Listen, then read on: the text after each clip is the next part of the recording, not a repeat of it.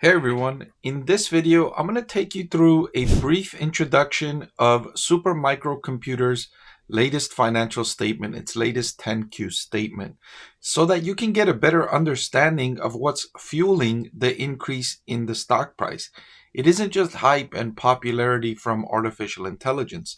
There are fundamental business reasons why the stock price is increasing, because ultimately a share of a stock is a piece of a business.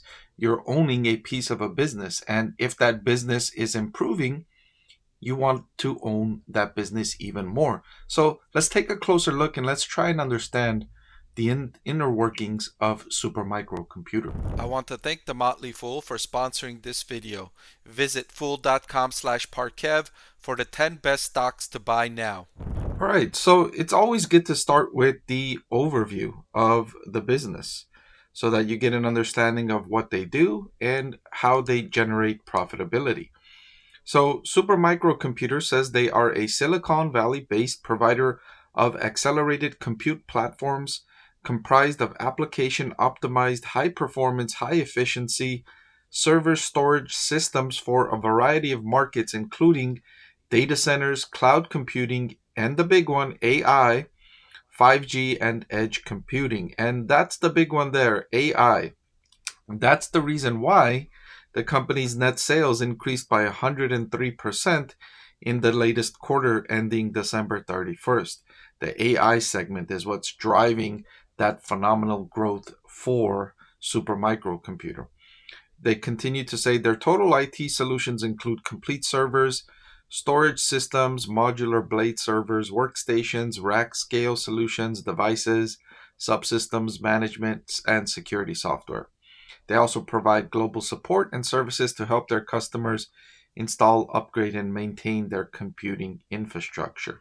All right, so they're mostly a hardware solution, right? Physical things, physical products that help companies implement these solutions listed above. And the thing that's driving growth is enterprises and institutions worldwide are now rushing to implement artificial intelligence. And so they're getting the services of Supermicrocomputer to help them integrate into their enterprise solution capability. And you could see net sales increased by 103% in the latest quarter. Well, if you've got a business that's growing by 103%, of course that's more attractive to investors, right? And you can understand why the stock price is increasing because of that increase in demand and increase in sales.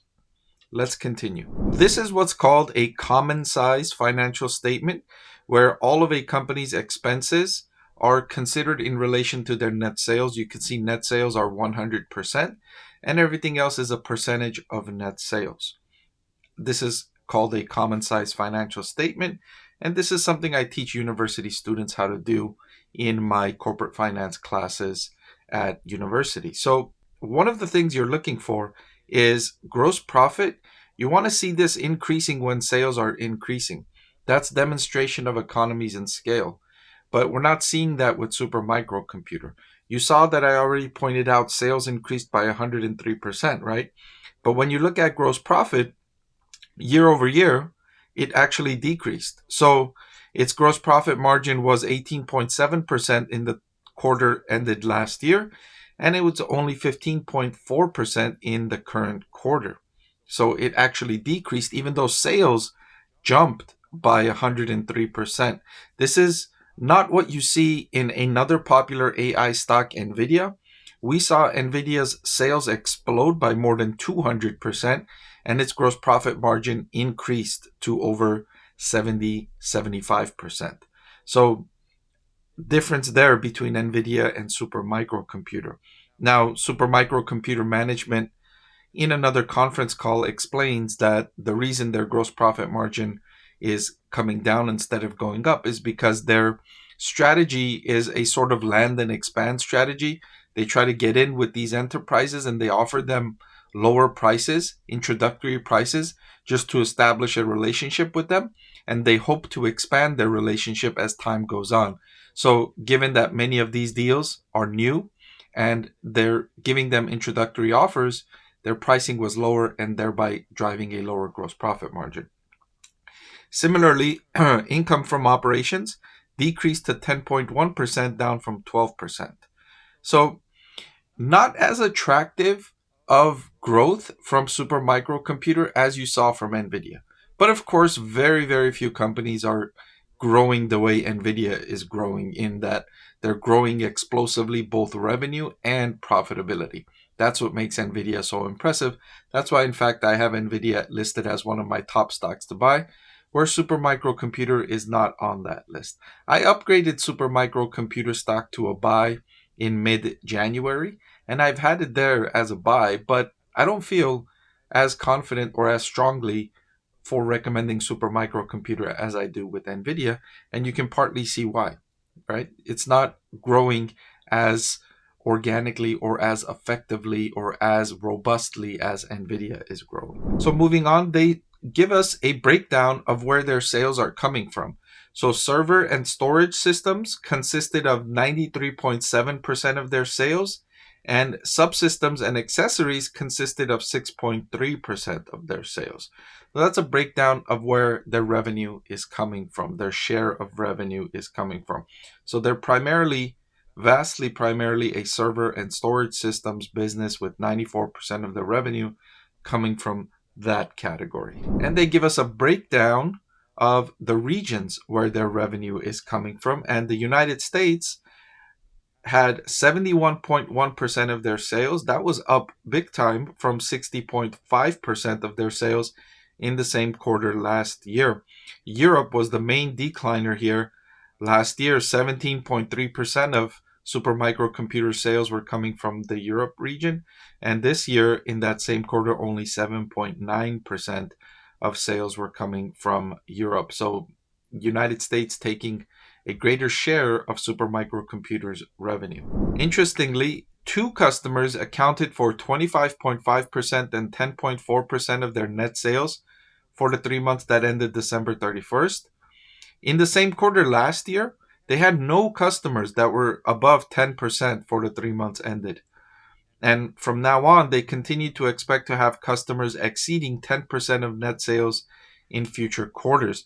So it looks like the primary cause of that surge in revenue for supermicrocomputer was a result of these two big customers that made two massive orders and surged in terms of percentage of sales for supermicrocomputer. So that was interesting, that these two customers came out and consisted of such a large share of supermicrocomputers sales. So because they generally do not have long-term fixed supply agreements, their cost of sales is subject to frequent change based on availability of materials and other market conditions. Certain materials used in the manufacturing of their products are available from a limited number of suppliers, and we expect that this trend will continue in the future. This is not good news. So what this means is supermicrocomputer is subject to the negotiating power of its supplier. Because the supplier has more negotiating power, there are a limited number of suppliers that are providing the materials that supermicrocomputer needs. And this further explains why it's having difficulty in increasing its gross profit margin as sales are increasing. It doesn't have negotiating power yet. It hasn't demonstrated that against its suppliers.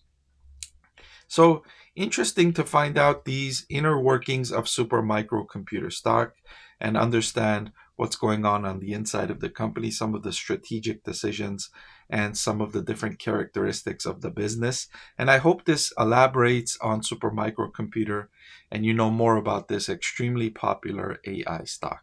Before I let you go, let me tell you about the greatest deal on YouTube.